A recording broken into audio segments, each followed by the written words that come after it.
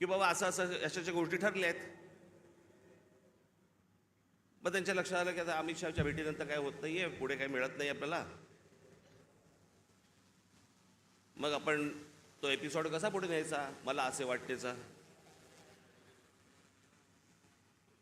मग राज ठाकरे शिंदेच्या शिवसेनेचे प्रमुख होणार.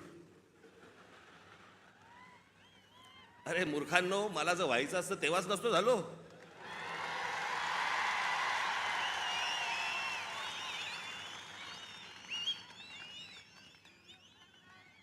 या माझ्या घरी इथे जवळपास 32 आमदार, 6-7 खासदार, आपण एकत्र बाहेर पडू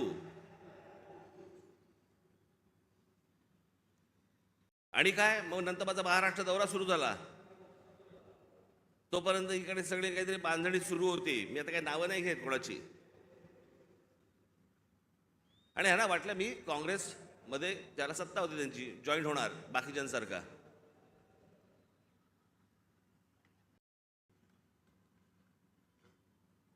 मी त्याला पहिल्यांदाच सांगितलं, म्हटलं मला पक्ष फोडून कुठचीही गोष्ट करायची नाही.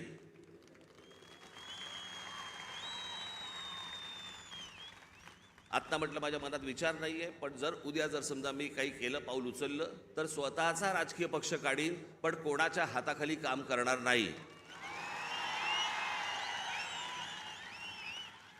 ही गोष्ट मी माझ्या मनाशी मी खुणगाटच बांधलेली होती. माननीय बाळासाहेब ठाकरे यांच्याशिवाय मी कोणाच्याही हाताखाली काम करणार नाही. तरी त्यातल्या त्या एकाला संधी दिली होती,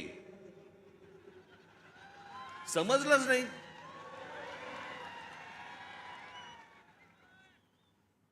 जाऊन दे, पण तो झाला भूतकाळ. त्याच्यामुळे असल्या कोणत्याही गोष्टींवरती तुम्ही विश्वास ठेवू नका. मी कोणत्याही शिवसेनेचा प्रमुख, अध्यक्ष काही होणार नाही. मी जे अपत्य जन्माला घातलेलं आहे महाराष्ट्र नवनिर्माण सेना, याचाच मी फक्त अध्यक्ष राहणार.